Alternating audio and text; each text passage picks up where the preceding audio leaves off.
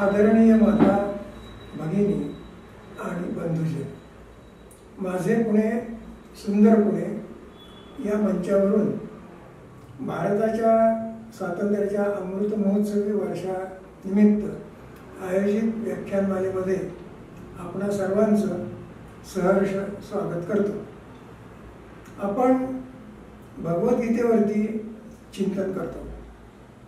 मागच्या सत्रामध्ये आपण कर्मयोग आणि सामाजिक कर्तव्य याविषयी बोललो। कर्मयोग म्हणजे काय आणि कर्मयोगाचा संबंध आजच्या दृष्टीनं, समाज व्यवस्थेच्या दृष्टीनं सामाजिक कर्तव्य त्याची कशी आखता येतील याबद्दल आपण चिंतन केलं। आज आपण कर्मयोग आणि यज्ञ संकल्पना या विषयावरती बोलणार। तर कर्मयोग म्हणजे काय, थोडीशी मला उजळणी करूया। पहिली गोष्ट, कर्म करताना प्रथम ते कर्म आपलं कर्तव्य आहे का नाही हे तपासून पाहिले पाहिजे। दुसरी गोष्ट, कर्म ते करत असताना, कर्तव्य कर्म करीत असताना त्या कर्माचं जे फल आहे त्या फलामध्ये आपली आसक्ती असता कामा नये। आणि तिसरी गोष्ट की कर्म करताना मी विशिष्टच एखादं कर्म करीन, दुसरं करणार नाही असंही चालणार नाही। या तीन गोष्टी जर साधल्या तर तो कर्मयोग होतो। तर भगवद्गीतेच्या दुसऱ्या अध्यायातल्या 47व्या श्लोकामध्ये भगवंत कर्मयोगाचं स्वरूप सांगतात। हा जो श्लोक आहे त्यातला पहिला चरण प्रसिद्ध आहे, आपल्याला माहिती आहे। कर्मण्येवाधिकारस्ते मा फलेषु कदाचन मा कर्मफल हेतुर्भूर माते संगोऽस्त्व कर्मणि। एकंदर चार गोष्टी, चार तत्व भगवंतांनी या श्लोकामध्ये सांगितले। पहिले तत्व आहे कर्मण्येवाधिकारस्ते, कर्मणि एव अधिकारः ते। भगवंतांनी सांगितलं, हे मनुष्य तुला कर्म करण्याचा अधिकार आहे, म्हणजे तुला कर्म करण्याचं स्वातंत्र्य आहे। भगवंतांनी माणसाला स्वातंत्र्य देऊन टाकलं की तुला तुझ्या बुद्धीप्रमाणे, तुझ्या इच्छेप्रमाणे जे योग्य वाटेल हे कर्म तू करू शकतोस, त्याच्यामध्ये अडथळा काही नाही। जे कर्म करण्यामध्ये अडकाठी नाही, कर्म करण्याचं स्वातंत्र्य, कर्म करण्याचा अधिकार माणसाने दिला। म्हणजे कुठलं कर्म करायचं, ते केव्हा करायचं, कशा पद्धतीनं करायचं, या सगळ्याचं स्वातंत्र्य या पहिल्या चरणामध्ये भगवंतांनी माणसाला दिलं। पण दुसऱ्या चरणामध्ये भगवंत म्हणतात की मा फलेषु कदाचन, म्हणजे तू कर्म कर पण त्या कर्माचं विशिष्ट फळ मिळालं पाहिजे, त्या फळावरती तुझा अधिकार नाही। काय होतं, सामान्यपणे मनुष्य कर्म करायचं ठरवल्यानंतर त्या कर्माचं आपल्याला इच्छित फळ काय आहे हे अगोदर ठरवतो आणि कर्म करायला सुरुवात करतो। भगवंत म्हणतात कर्माचं फळ मिळण्याच्या बाबतीत तू स्वतंत्र नाहीस, तर तू परतंत्र आहेस। म्हणजे केलेल्या कर्माचं विशिष्ट फळ मिळणं हे माणसाच्या हातात नाही। मग कर्म करायचं का नाही, मग कर्म केल्यानंतर काय होतं, तर कर्म केल्यानंतर आपल्याला जो मिळतो तो कर्म केल्याचा परिणाम मिळतो, फळ मिळत नाही। परिणाम वेगळा, फळ वेगळं। हा जो येणारा परिणाम आहे, हा परिणाम हा अनेक गोष्टींवर अवलंबून आहे। कित्येक वेळा आपल्याला असं दिसतं की आपण काही एक विशिष्ट हेतू मनात ठेवून, काही विशिष्ट गोष्ट आपल्याला मिळावी म्हणून आपण कर्म करतो, पण प्रत्यक्षामध्ये आपण जे अपेक्षित केलेलं आहे तेवढं मिळत नाही। कित्येक वेळेला जे अपेक्षित आहे ते अजिबातच मिळत नाही, काहीतरी वेगळंच आपल्याला मिळतं। याचा कर्म केल्यानंतर त्याचा परिणाम तयार होणार आणि त्याचा परिणाम आपल्याला मिळणार। म्हणून भगवंत म्हणतात मा फलेषु कदाचन, कर्म करण्यावर तुझा अधिकार आहे, स्वातंत्र्य आहे, पण तुला तुझं इच्छित फळ मिळण्यावरती तुझा अधिकार नाही, तुला स्वातंत्र्य नाही। तिसऱ्या चरणामध्ये भगवंत म्हणतात मा कर्मफल हेतुर्भूः, म्हणजे तू विशिष्ट फळाची आसक्ती ठेवून कर्म करू नकोस. या ठिकाणी प्रश्न असा येतो की मग कर्म करायचं ठरवल्यानंतर आपण काय कशा करता करता ठरवायचं नाही का? ते ठरवायचं, आपलं ध्येय ठरवायचं, आपलं उद्दिष्ट ठरवायचं आणि हे उद्दिष्ट ठरवल्यानंतर काम करायचं, जीव ओतून काम करायचं, मन लावून कर्म करायचं, पण विशिष्टच फळ मिळेल याची आसक्ती ठेवायची नाही. आणि जे फळ आपल्याला मिळेल, जो परिणाम आपल्याला मिळेल तो बिन तक्रार मान्य करायचा. मग असं का होतं? आपण ठरवलेलं असतं की एक विशिष्ट गोष्ट झाली पाहिजे, ते होत का नाही? तर हे अनेक गोष्टींवर अवलंबून आहे. याच्यामध्ये कर्म करण्यापाठीमागची भावना आणि हेतू काय आहे हे महत्वाचं आहे. मी थोडंसं उदाहरण घेऊया, नकारात्मक उदाहरण घेऊया की एखाद्या व्यक्तीनं चोरी करायची ठरवली आणि चोरी करायची, बेमानूपणे करायची, न पकडलं जाताना करायची असा हेतू ठरवलं आणि चोरी करायला गेला आणि नेमका पकडला गेला. याचा अर्थ त्यांनी जे फळ मनामध्ये योजलेलं होतं त्याप्रमाणे काम झालं नाही. म्हणजे का झालं असं? तर हे कर्म करताना त्याच्या पाठीमागची भावना, त्याचा जो हेतू होता हा गैरहेतू होता, हा चुकीचा हेतू होता. म्हणजे कर्म करताना त्याचा जो परिणाम येणार त्याच्यामध्ये महत्वाची गोष्ट आहे की काय भावनेनं, काय हेतूनं आपण ते कर्म करतो. दुसरी गोष्ट आहे की आपल्या सभोवतालची परिस्थिती, आपण त्या परिस्थितीचा आवाका घेतलेला नसतो, त्या परिस्थितीचा विचार केलेला नसतो आणि मग आयत्या वेळेला ती परिस्थिती काहीतरी नवीन गोष्ट निर्माण करते आणि आपल्याला अडथळा निर्माण होतो. आपल्याला जे अपेक्षित आहे ते फळ मिळत नाही. याचा अर्थ आपल्या भोवतालची जी परिस्थिती आहे त्याचाही परिणाम आपल्या कर्मावर होत असतोच. आणि तिसरी गोष्ट आहे की प्रारब्ध. या प्रारब्धावरती आपण पुढच्या सत्रामध्ये बोलणार आहोत, पण आता मी फार त्याच्यावरती बोलत नाही. आणि कर्म केल्यानंतर जो परिणाम होणार तो विशिष्ट परिणाम, याचा अर्थ पण म्हणायचं फळ. तर मग जो परिणाम तयार होणार, जो परिणाम आपल्या वाट्याला येणार तो आपण नम्रपणे आणि स्वीकारला पाहिजे. आणि आता भगवंत चौथी गोष्ट याच्यात सांगतात की माते संगोस्त कर्मणी, माते संगहा तू अकर्मणी. मनुष्य विचार करेल की मग मी ठरवलेलं फळ जर मला मिळणारच नसेल तर मी हे कर्म करूच कशा करता? मी कर्म करीतच नाही. भगवंत म्हणतात तेही चालणार नाही. याचं कारण प्रत्येकाचं कर्म हे ठरलेलं असतं, प्रत्येकाचं कर्तव्य हे ठरलेलं असतं आणि ते कर्तव्य त्यांनी केलंच पाहिजे. या जन्मामध्ये मनुष्य म्हणून जन्माला आल्यानंतर तुमच्या वाट्याला जी कर्तव्य आलेली आहेत ती कर्तव्य पूर्ण केलीच पाहिजेत. जर एखाद्या माणसाने ठरवलं मी नाही करणार तर ती कर्तव्य त्याच्या खात्यावरती बॅलन्स म्हणून शिल्लक राहतात आणि ती कर्तव्य पूर्ण करण्याकरता त्याला आणखी एखादा जन्म हा घ्यावा लागतो. म्हणजे आपल्या वाट्याला जी कर्तव्य कर्म आलेली आहेत ती कर्तव्य कर्म माणसाने या जन्मात पूर्ण केलीच पाहिजे. म्हणून भगवंत सांगतात की अपेक्षित कर्मफल मिळणार नाही म्हणून मी कर्मच करणार नाही, हे चालणार नाही.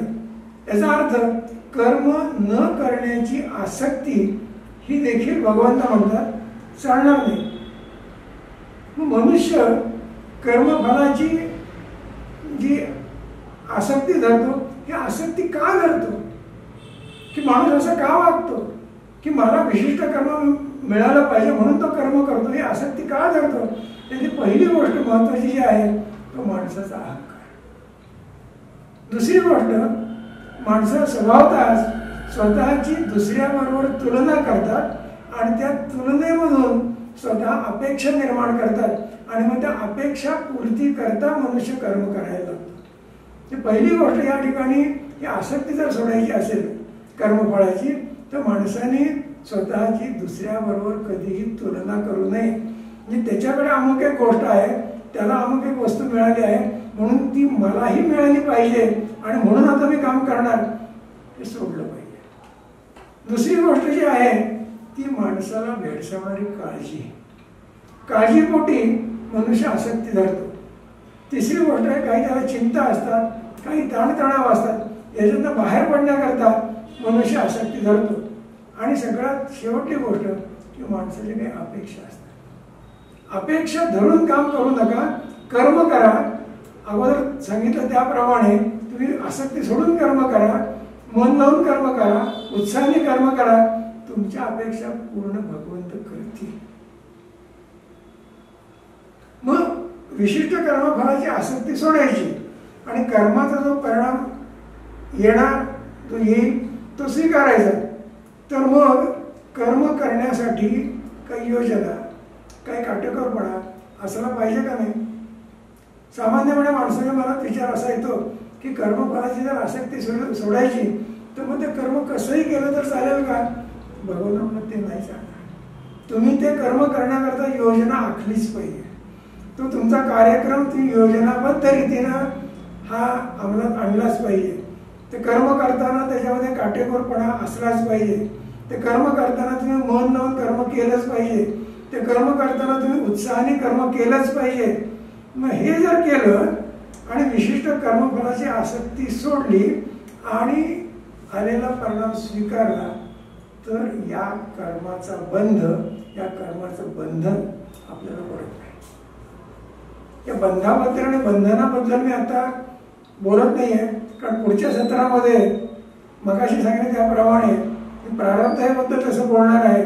तसं कर्माची पडणारी बंधनं, बंध आणि त्याचे होणारे परिणाम याच्याबद्दल बोलणार आहे. आणि मग आपल्याला आठवत असेल या श्लोकाचा संदर्भ घेऊन मागच्या सत्रामध्ये जो आपण श्लोक पाहिला, आता श्लोक आहे कर्मण्येवाधिकार असते मा फलेषु कदाचन मा कर्मफल हेतुर्भूर माते संगोस्त कर्मणी. आणि याला जोडून मागच्या वेळेचा श्लोक आहे नियतं कुरु कर्मत्वं कर्म ज्यायो या कर्मणः शरीर यात्रा विचते न प्रसिद्धेत कर्मणः. म्हणून भगवंत म्हणतात की नियत कर्म, कर्तव्य कर्म ही तुला केलीच पाहिजे. म्हणजे कर्म न करण्यापेक्षा, कर्म सोडून देण्यापेक्षा कर्म करणं हे अतिशय श्रेष्ठ आहे. आणि कर्म केल्याशिवाय आपली शरीर यात्रा चालणार नाही. तर शरीर यात्रा या शब्दाचे 3 अर्थ सांगतो. शरीर यात्रा म्हणजे काय? तर शरीर यात्रा चालण्याकरता कर्म केलंच पाहिजे. पहिला अर्थ असा की सकाळी उठल्यानंतर रात्री झोपेपर्यंत आपण कर्म केलं नाही तर आपलं शरीर चालणार नाही. पहिला अर्थ. शरीर यात्रेचा दुसरा अर्थ की या शरीरामध्ये आल्यापासून म्हणजे जन्मापासून ते आपल्या मृत्यूपर्यंत आपण हे कर्म करावंच लागतं. हे जर कर्म केलं नाही तर जन्मापासून मृत्यूपर्यंत आपला प्रवास हा होऊ शकणार नाही. आणि तिसरा हा खूप गूढ अर्थ आहे. तर शरीर यात्रा याचा अर्थ मनुष्य म्हणून जन्माला आलो, इतर प्राणी म्हणून जन्माला आलो नाही. तर मनुष्य म्हणून आपल्याला जन्माला भगवंताने का घातलं? तर मनुष्य म्हणून ज्या अर्थ जन्माला घातलेला आहे त्या अर्थ तू काहीतरी चांगली कामं कर, तू समाजाच्या उपयोगी पड आणि समाजाचं कल्याण करण्याकरता तू कर्म कर, निष्काम भावनेने कर्म कर. आणि असं करता करता तू माझ्यापर्यंत ये. ही या मनुष्य शरीराची यात्रा आहे. ही शरीर यात्रा तिन्ही अर्थाने करण्याकरता, पूर्ण करण्याकरता कर्म हे आपल्याला करावंच लागेल. मग या कर्मयोगाचा आणि आजचा जो विषय आहे की यज्ञ संकल्पना, याचा काही संबंध आहे का? तर यज्ञ म्हणल्यानंतर आपल्या डोळ्यासमोर असं उभं राहतं की कुठे एक चौरसाकृती कुंड केलेलं आहे, यज्ञकुंड केलेलं आहे, त्याच्यामध्ये अग्नी प्रज्वलित केलेला आहे, काही ऋत्विज मंत्र म्हणतात आणि मंत्र म्हणून आहुती देतात. असं चित्र आपल्या डोळ्यासमोर उभं राहतं. भगवद्गीतेमध्ये अशा प्रकारच्या यज्ञाबद्दल भगवंत बोलत नाही. याचा अर्थ त्या प्रकारचे यज्ञ, आहुती देऊन त्याचे यज्ञ हे महत्वाचे आहेतच, त्याचं महत्व कमी नाही आहे. पण भगवद्गीतेमध्ये भगवंतांनी यज्ञ संकल्पना सांगितलेली आहे ती सर्वसामान्य माणसाला आचरता येईल, करता येईल अशी यज्ञ संकल्पना भगवंत गीतेमध्ये सांगतात. म्हणजे भगवंताने यज्ञाला व्यापक स्वरूप दिलेलं आहे. म्हणजे जो कोणी मनुष्य म्हणून जन्माला आला त्या प्रत्येक माणसाला याच्यापैकी कुठला तरी एक यज्ञ हा निश्चितपणे करता येणार. मग आता आपण थोडासा विचार करूया की जो आपण यज्ञ आपल्या डोळ्यासमोर आला त्या यज्ञामध्ये आहुती देताना मंत्र काय म्हणतात. उदाहरणार्थ इंद्राच्या नावाने आहुती द्यायची तर इंद्राय स्वाहा इंद्राय इदं न मम. मी इंद्राला अर्पण करतो, हे माझं नाही आहे.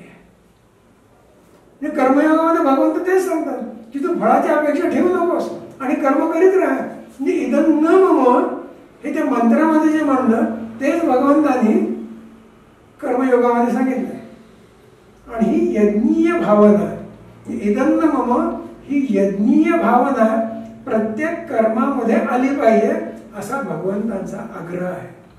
आणि म्हणून 3ऱ्या अध्यायातल्या 9व्या श्लोकामध्ये भगवंत म्हणतात यज्ञार्थात कर्मणोन्यत्र लोकोऽयं कर्मबंधनः तदर्थं कर्म कौन्तेय मुक्त संकट समाचार.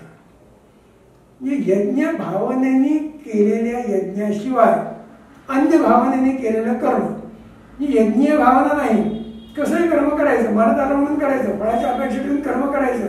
ही यज्ञीय भावना मनामध्ये न ठेवता इतर कुठली भावना मनामध्ये ठेवून केलेलं कर्म हे मनुष्याला बंधनकारक होतं. त्या कर्माचे बंध पडतात आणि त्या कर्माचे बंध माणसाला या जन्मात किंवा पुढच्या जन्मांमध्ये भोगावे लागतात. म्हणून भगवंत म्हणतात अर्जुना तू आसक्ती सोडून यज्ञ भावनेने उत्तम प्रकारे कर्तव्य कर्म कर. आता कर्तव्य कर्म यज्ञ भावनेने कर असं भगवंत अर्जुनाला सांगतात आणि अर्जुनाचं निमित्त करून सर्व मनुष्य मात्रांना सांगतात. तर यज्ञ म्हणजे काय याचा थोडासा विचार करूया. यज्ञ याचा सोपा अर्थ यज्ञ म्हणजे सेवा, यज्ञ म्हणजे समर्पण आणि यज्ञ म्हणजे स्वार्थत्याग.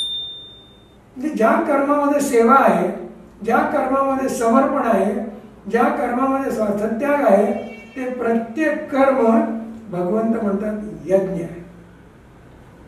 म्हणजे जी कर्म करायची ती सेवावृत्तीने करायची, जी कर्म करायची ती समर्पण भावनेने करायची, जी कर्म करायची ती त्याग भावनेने करायची.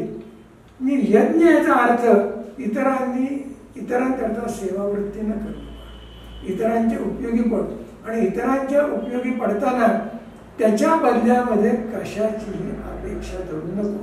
कशाचीही याचा अर्थ प्रसिद्धीची देखील अपेक्षा धरू नको.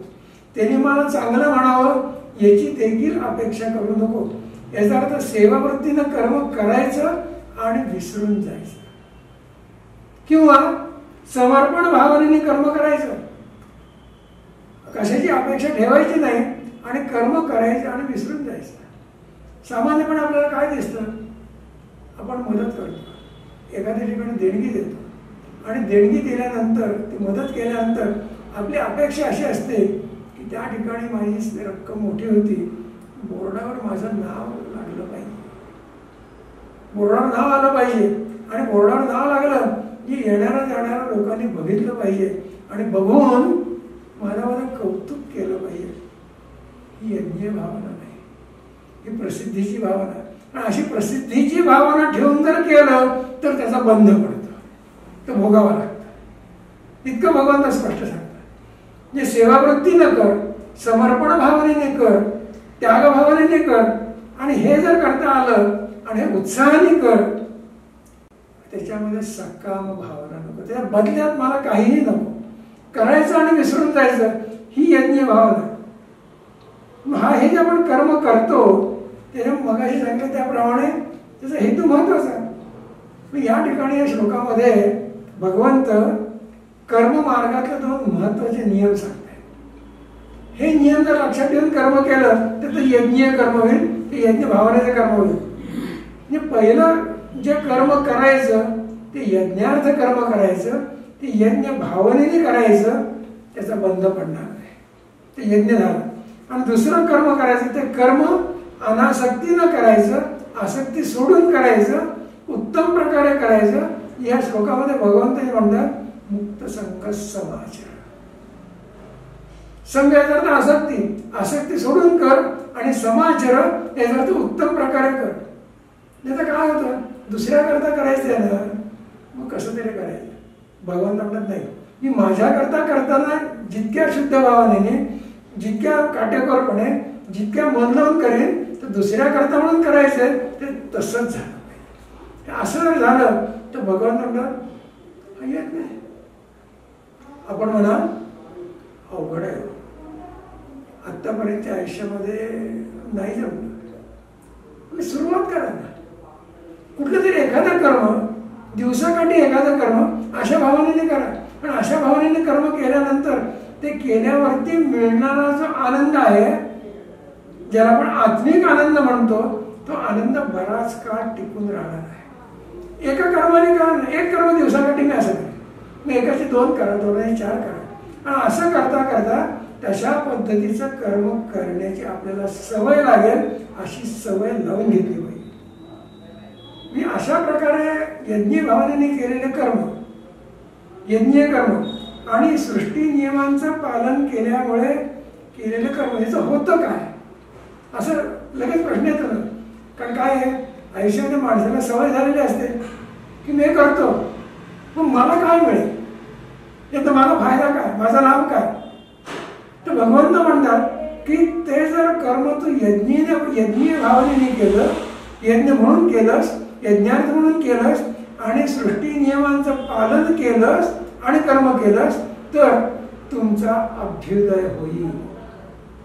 अभ्युदय होईल याचा अर्थ तुमच्या मनुष्य जन्मामध्ये तुम्हाला अपेक्षित असलेल्या, पाहिजे असलेल्या गोष्टी तुमच्याकडे चालत येतील.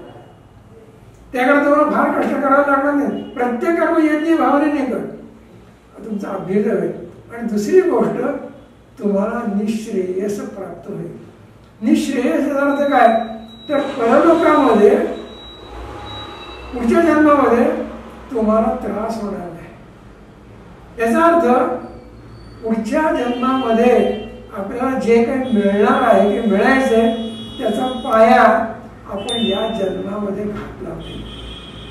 आपण म्हणतो की या जन्मामध्ये आता मी आमचं सगळं छान आहे, हे एकदम आलं का, हे एकदम आलेलं नाहीये. याच्या अगोदरच्या जन्मामध्ये आपण काहीतरी चांगल्या गोष्टी केलेल्या आहेत. 6व्या अध्यायामध्ये भगवंत सांगणार आहे, त्यावेळेस मी बोलेन. पण अगोदरच्या जन्मामध्ये आपण काही चांगल्या गोष्टी केलेल्या आहेत, त्याचा परिणाम स्वरूप म्हणून या जन्मामध्ये माझ्या वाट्याला चांगल्या गोष्टी आलेल्या आहेत.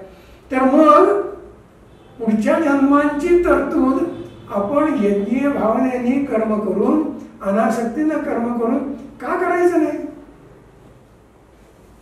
यज्ञार्थ कर्मामध्ये त्याग महत्वाचा आहे. माणसाच्या मनामध्ये 2 विचार येतात. मग हे जे मला आयुष्य मिळालंय, हा जो मला मनुष्य जन्म मिळालाय, हे जीवन, हे मनुष्य जीवन भोगाकरता आहे का हे जीवन त्यागाकरता आहे. अगदी टोकाला जाऊन म्हणून सगळ्याचा त्याग केला पाहिजे, सगळ्याचा त्याग केला पाहिजे. भगवंताना तेही अपेक्षित नाहीये. म्हणजे आम्ही अभावाचा गौरव केलेला नाहीये, आम्ही त्यागाचा गौरव केलेला आहे. आम्ही गौरव याच्याकडे एखादी गोष्ट नाही म्हणून त्याचा गौरव करत नाही. तर एखाद्या माणसाने त्याग केला तर त्यागाचा गौरव केला, त्यागाचा गौरव करतो. याच्याकरता त्याग भावना जर असेल आणि ती जर जोपासली गेली तर तुमचा गौरव आपोआपच होणार आहे. याच्याकरता आम्ही म्हणतो तुमचा अभ्युदय घडून येणार आहे. याच्याकरता हे केलं पाहिजे. मग जर मनुष्य, भगवंत म्हणतात की मनुष्य जीवन हे यज्ञासाठी आहे, यज्ञीय यज्ञार्थ कर्म करण्याकरता आहे. याचा अर्थ यज्ञामध्ये त्यागही आहे आणि यज्ञ केल्यानंतर मिळणारे भोग, तुमचा गौरव हा देखील आहे. याचा अर्थ आमचे भगवंत समन्वयवादी आहे. भगवंताने दोन्हीची योग्य सांगड घातलेली आहे. म्हणजे तुम्हाला भोग पाहिजे असेल तर भोगाकरता अगोदर त्याग कर, भोग तुझ्याकडे आपोआप चालत येतील. म्हणजे भोगाचा अतिरेकही नाही आणि त्यागाचा तिरस्कारही नाही, असा समन्वय भगवंतांनी भगवद्गीतेमध्ये सांगितलेलं आहे. म्हणून आमचं जीवन भोगमय असता कामा नये आणि तिरस्कृतही असता कामा नये. म्हणजे तुमच्याकडे जे असेल, जेवढं असेल तेवढं तुमच्याकडे अभ्युदयाने सव्याज परत येणार आहे. चांगलं असेल चांगलं परत येईल, वाईट असेल तर वाईट परत येईल आणि ते सव्याज परत येईल. म्हणून यज्ञार्थ कर्म हे श्रेष्ठ कर्म आहे. मग यज्ञीय कर्माची उदाहरणं जर द्यायची झाली तर नदी वाहते, पण नदी आपलं स्वतःचं पाणी पिते का? नाही. झाड येतं, झाडाला फळं येतं, मग ती फळं झाड स्वतः खातं का? झाडाची सावली असते, त्या झाडाच्या सावलीमध्ये झाड स्वतः बसतं का? नाही. याचा अर्थ तो जो वृक्ष आहे तो वृक्ष इतरांकरता आहे. ती नदी जी आहे ती नदी इतरांकरता आहे. ही पराकोटीची यज्ञीय भावना झाली. पण काही प्रमाणात का होईना ही यज्ञीय भावना मनामध्ये असली पाहिजे. हे थोडक्यात सांगायचं तर ही सगळी सृष्टी हा एक विराट यज्ञ आहे. मनुष्य देखील या सृष्टीचा एक भाग आहे, निसर्गाचा एक भाग आहे, अवयवांचे अंग आहे. तर मग माणूस या विराट सृष्टी यज्ञाचा भाग का बनत नाही? तो जर सृष्टी यज्ञाचा भाग बनला, यज्ञीय भावनेने कर्म केली तर माणसाचा अभ्युदय आणि निश्रेयस हा निश्चितपणे. तर भगवद्गीतेच्या 4थ्या अध्यायामध्ये भगवंत आणखीन काही यज्ञ सांगणार आहेत. त्यातले जे सोपे यज्ञ आहेत, आपल्याला जमण्यासारखे यज्ञ आहेत, त्याचा आपण विचार करूया. 4थ्या अध्यायाच्या 26व्या श्लोकामध्ये भगवंत म्हणतात, श्रोत्रादीनींद्रियाण्यन्ये संयमाग्निषु जुह्वति शब्दादीन विषयानन्य इंद्रियाग्निषु जुह्वति. थोडंसं समजून घेऊया. आपल्याला 5 ज्ञानेंद्रिय आहेत आणि या 5 ज्ञानेंद्रियांचे 5 विषय आहेत. तर 5 विषय आहेत शब्द, स्पर्श, रूप, रस आणि गंध. तर शब्दाकरता आपल्याला ज्ञानेंद्रिय दिलेलं आहे भगवंतांनी कान.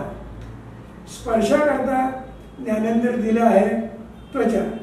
रूप याच्याकरता ज्ञानेंद्रिय दिलं आहे डोळे. रस याच्याकरता भगवंतांनी आपल्याला ज्ञानेंद्रिय दिलेलं आहे जिव्हा म्हणजे जीभ. आणि गंध म्हणजे वास याच्याकरता ज्ञानेंद्रिय दिलेलं आहे नाक. हे 5 ज्ञानेंद्रिय आणि त्यांचे 5 विषय. म्हणून भगवान श्रोत्रादीनींद्रियाण्यन्ये संयमाग्निषु जुह्वति. म्हणजे डोळे, नाक, कान, जीभ, त्वचा ही जी ज्ञानेंद्रिय आहे या ज्ञानेंद्रियांचं संयम रूपी अग्नीमध्ये हवन करायचं. म्हणजे काय करायचं? तर ही जी आमची 5 ज्ञानेंद्रिय आहेत, या 5 ज्ञानेंद्रियांवरती मनाचा संयम ठेवायचा. संयम रूपी अग्नीमध्ये त्याचं हवन करायचं. याचा अर्थ ही 5ही ज्ञानेंद्रिय ही मनाच्या ताब्यामध्ये ठेवणं हा यज्ञ आहे. होतं काय? ही मनाच्या ताब्यामध्ये नसतात, ही चौखर उधळत असतात. थोडंसं रागवू नका बरं का. आपलं उदाहरण देतो. रस्त्याने आपण कुठेतरी चालत असलो तर काहीतरी आपल्याला वास येतो, खाद्यपदार्थ चांगला खमंग वास येतो आणि आमची पावलं आपोआप तिकडे वळतात. कुणी सांगितलं का आपल्याला तिकडे जा म्हणून? नाही. याचा अर्थ ज्ञानेंद्रियाने तो वास घेतला, नाकाने वास घेतला आणि मनामध्ये तात्काळ मनामध्ये हे चांगलं आहे बरं का, नकळत आमची पावलं तिकडे जायला लागली. कुठं राहिला संयम? नाही राहिला. म्हणून भगवंत म्हणतात संयमरूपी अग्नीमध्ये या 5 ज्ञानेंद्रियांचं हवन करा. आणि या 5 ज्ञानेंद्रियांवरती पूर्णपणे संयम ठेवणं हा यज्ञ आहे. आणि दुसऱ्या ओळीमध्ये म्हणतात शब्दादीन विषयानन्य इंद्रियाग्निषु जुह्वति. म्हणजे मगाशी सांगितलं 5 विषय शब्द, स्पर्श, रूप, रस, गंध या 5 विषयांचं त्या त्या ज्ञानेंद्रियांमध्ये हवन करा. म्हणजे काय करा? की त्या ज्ञानेंद्रियाने ठरवायला पाहिजे. डोळ्यांनी ठरवायचं मी काय पाहायचं, मी काय पाहायचं नाही, मी किती वेळ पाहायचं, थांबायचं. कानाने मी किती वेळ ऐकायचं, काय ऐकायचं, हा संयम झाला. जिभेने मी काय खायचं, किती वेळा खायचं, किती खायचं, हा संयम झाला. मी वास घ्यायचा आहे, मी कशाचा वास घ्यायचा, कशाचा वास घ्यायचा नाही, हा संयम झाला. त्वचा मी कुठले कपडे घालायचे, काय मी जुळवीत कपडे घालायचे का, कधीतरी जाडे भरडे कपडे असं द्या नाही. हे संयम, मला असाच कपडा पाहिजे, मला हेच लागतं, हे जेव्हा तुम्ही सोडून द्याल, जे मिळेल मान्य, मिळेल ऍक्सेप्टेड, चालेल, हा संयम झाला. हा जर संयम आपल्याला जमला, भगवान म्हणून हा यज्ञ आहे, याच्यामध्ये त्याग आहे, याच्यामध्ये यज्ञ भावना आहे. हे कुणाही सामान्य माणसाला सहज जमण्यासारखं आहे. आणि भगवंत यालाच यज्ञ म्हणतात. व्यापक केली संकल्पना भगवंताने. आणि पुढे श्लोकामध्ये भगवंत म्हणतात, अपरे नियत आहारा प्राणान प्राणेशी जीवती. 4थ्या अध्यायातला 30वा श्लोक. अपरे नियत आहारा. काही लोक काय करतात, नियत आहार करतात आणि हा यज्ञ झाला. तर नियत आहार याचा अर्थ अजिबात खायचं नाही का, मी आहाराबद्दल बोलतो, अजिबात खायचं नाही का. भगवंत म्हणतात तो आहार घेऊ नका असं भगवंत म्हणतच नाही. भगवंत नियत आहार घ्या. म्हणजे भगवंत म्हणतात तुमचा आहार संयमित आणि संतुलित असला पाहिजे. हा नियत शब्दाचा अर्थ म्हणजे तो संतुलित असला पाहिजे. म्हणजे माझा आहार माझ्या आरोग्याकरता योग्य असा असला पाहिजे. म्हणजे आजच्या भाषेत सांगायचं तर भगवंत म्हणतात जंक फूड नको. असा आहार चालणार नाही, तुझ्या तब्येती करता, तुझ्या प्रकृती करता, आरोग्याकरता हा चांगला नाही. म्हणजे तो संतुलित असला पाहिजे. आणि दुसरी गोष्ट सांगितली संयमित असला पाहिजे. म्हणजे मी किती खायचं, केव्हा खायचं. आपल्याकडे सांगितलेलं आहे की रात्री उशिरानं अन्न ग्रहण करायचं नाही. हल्ली पाळलं जातं का हो, तो संयम पाळला जातो का हो, नाही. रात्री 10 वाजता, 11 वाजता, 12 वाजता, 1 वाजता केव्हाही रस्त्यावरती बघितलं तर चालूच आहे. हा संयमित नाही, तो यज्ञ नाही. म्हणजे तुमचा आहार जर संयमित असेल, की आपल्याकडे सांगितलं लहानपणचं आठवून पहा की सांगितलं भुकेपेक्षा 2 घास कमी खायचे. या संयम आहे. कशा करता, तर ते केल्यानंतर माझं अन्नपचन योग्य होईल आणि मग त्याच्यामुळे माझ्या शरीराला चांगले उत्तम रस शरीर पोषणाकरता मिळते. अपरे नियत आहार हे फक्त खाण्याकरता झालं. मगाशी जे म्हणलं की शब्द स्पर्श रूप रसगंध हे जे 5 विषय आहेत, हे 5 विषय त्या ज्ञानेंद्रियांचा आहार आहे. म्हणजे दृश्य पाहणं, रूप हा डोळ्याचा आहार आहे. मग डोळ्याला आहार हा संयमित आणि संतुलित असला पाहिजे. काय पाहायचं, काय पाहायचं नाही, नाही पाहणार, इतक्या वेळानंतर नाही पाहणार, मी TV पाहणार नाही, मी मोबाईल मर्यादित वेळेमध्ये वापरेन, हा डोळ्याचा आहार झाला, त्या ज्ञानेंद्रियाचा आहार झाला. नंतर कान, मी काय ऐकायचं, किती ऐकायचं, कसं ऐकायचं, हा त्या ज्ञानेंद्रियाचा, त्या कानाचा आहार झाला. नियत आहार पाहिजे, हे संयमित आणि संतुलित पाहिजे. जिभेबद्दल बोललोच, वास, मी किती वास घ्यायचा. आता गावाला का उदबत्ती लावलेली आहे, छान वास येत आहे. 24 तास उदबत्ती लावल्यानंतर आपल्याला चालेल का, काय एक विजली की दुसरी, दुसरी विजली की तिसरी, नाही का, नाही चालणार. का तर आम्हाला तो संयमित आणि संतुलित असेल तरच योग्य वाटतो. याचा अर्थ शब्द स्पर्श रूप रसगंध हे जे 5 त्या ज्ञानेंद्रियांचे आहार आहे, हेही संयमित आणि संतुलित असले पाहिजेत. हे भगवंताने सांगितलेलं आहे. आणि भगवंताने सांगितलं शेवटी सर्वात श्रेष्ठ यज्ञ कोणता, तर ज्ञान यज्ञ हा सर्वश्रेष्ठ यज्ञ. ज्ञान संपादन करणं म्हणजे ज्ञानदान आणि ज्ञान संपादन हा श्रेष्ठ यज्ञ. फक्त याच्यामध्ये भगवंताने सांगितलं हा देखील यज्ञ हा यज्ञीय भावनेनं झाला पाहिजे. एखाद्यानं ज्ञानदान करायचं असेल तर त्याच्यामध्ये परत फेडीची अपेक्षा नको आणि ज्ञान द्यायला लागेल. दुसरा सांगायला लागा, दुसरा शिकवायला लागा, त्याच्यामध्ये आत्मिक समाधान असेल, आत्मिक समाधान मिळेल, त्याच्यामध्ये तुमचा उत्कर्ष होईल, त्याच्यामध्ये तुमची उन्नती होईल आणि अभ्युदय हा आपोआपच होणार आहे. तर भगवंतांनी हे जे यज्ञ सांगितलेले आहेत त्यातल्या किमान एका तरी यज्ञाचा अंगीकार माणसानं केलाच पाहिजे असा भगवंतांचा भगवद्गीतेमध्ये आग्रह आहे. की मनुष्य म्हणून जन्माला आला असेल हे सोपं, हे करण्यासारखं आहे, जाणीवपूर्वक प्रयत्नपूर्वक केलं तर हे सहज जमण्यासारखे आहे, हे होऊ शकतं. आणि माणसाने हे जर केलं तर मगाशी म्हणल्याप्रमाणे त्याच्यामध्ये माणसाचा अभ्युदय आहे आणि माणसाचं निःश्रेयस आहे, माणसाचं इह परलौकिक कल्याणच आहे. म्हणून याचा अंगीकार करावा याचा भगवंतांचा भगवद्गीतेमध्ये आग्रह आहे. पुढच्या आठवड्यामध्ये दिवाळी आहे. त्या निमित्ताने तुम्हा सर्वांना दिवाळी, दीपावली आणि नूतन वर्ष आनंदाचं, समाधानाचं आणि आरोग्यदायी जावं अशा शुभेच्छा आणि सदिच्छा व्यक्त करतो. या ठिकाणी थांबतो. आत्ता जे मी बोललो या विषयावरती आपले काही प्रश्न असतील, काही शंका असतील तर आता मी आपल्याला एक मोबाईल नंबर सांगतो, त्या व्हॉट्सॲपवरती आपण ते विचारू शकता. पुढच्या सत्रामध्ये सुरुवातीला त्याची उत्तर देऊ. नंबर लिहून घेता 7420073131. पुन्हा सांगतो 7420073131.